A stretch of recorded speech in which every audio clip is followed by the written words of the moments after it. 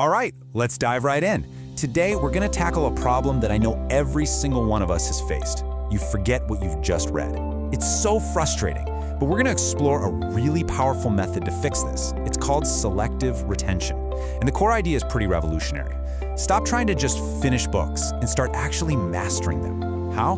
By reading less, but somehow remembering way more.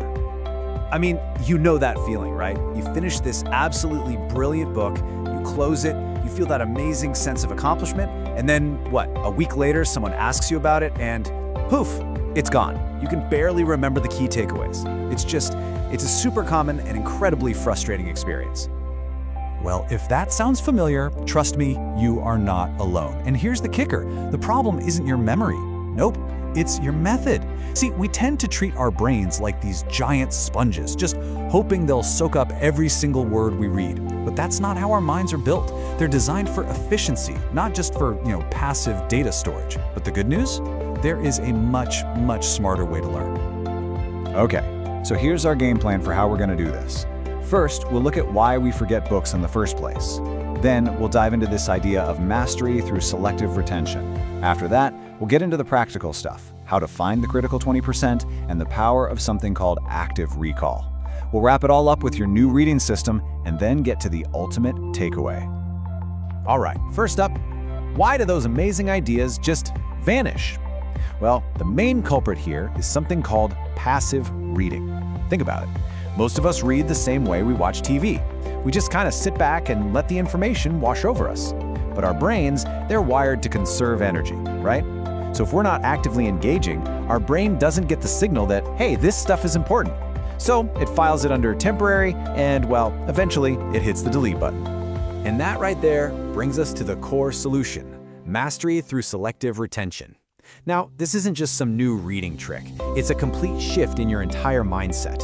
You've got to stop trying to be that sponge, trying to soak up every single word. Instead, you're going to become more like a strategic miner, actively searching for and pulling out only the most valuable gems of knowledge. It's all about being more deliberate, not just, working harder. The source material for this really nails it with this quote. Never forget what you read is a shortcut to success. Now hold on, this isn't about cutting corners or cheating. Shortcut here means efficiency.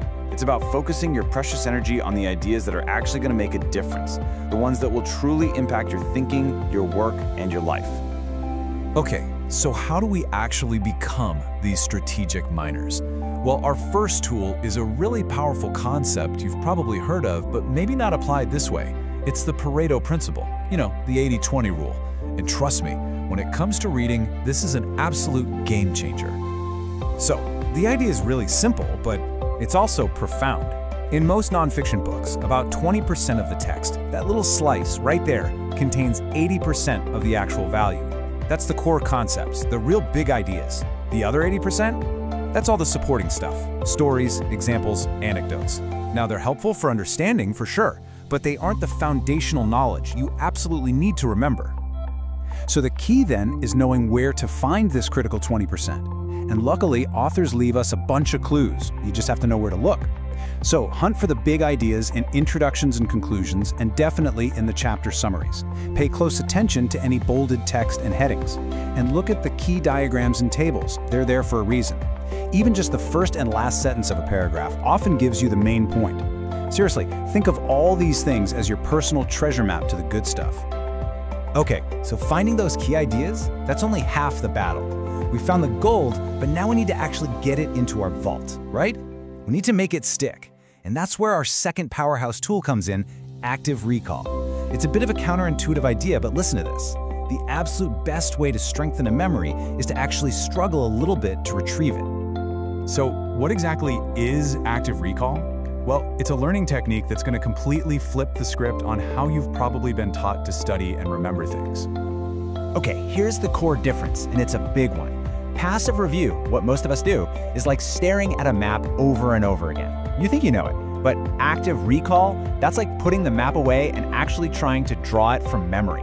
It's that little bit of struggle, that act of pulling information out of your brain instead of just shoving it in, that actually builds and strengthens the connections in your mind. That's what makes the memory last. So let's break this down with some real-world examples.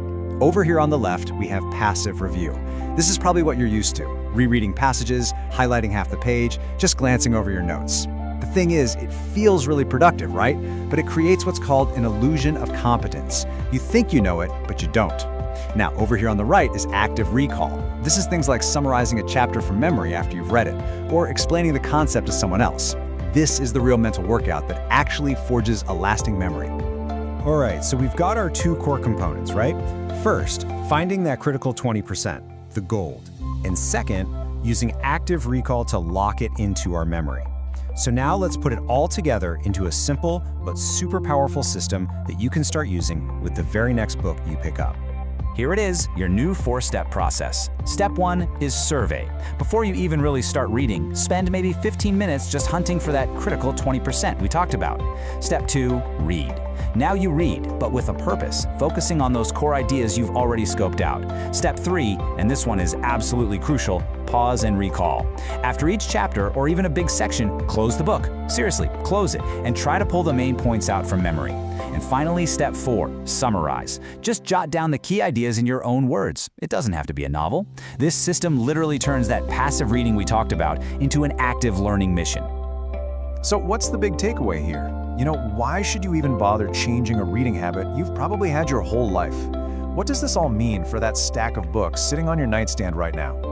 Well, it all comes down to this one fundamental shift in your mindset. We have to stop reading just for completion. Stop running on that book treadmill just to check another title off your list. The new goal isn't completion, it's comprehension and retention. It's about making that shift from just collecting titles to actually extracting treasure, real wisdom that you can remember and, more importantly, actually use in your life. And that really brings us to the end. I want to leave you with a bit of a challenge and a question.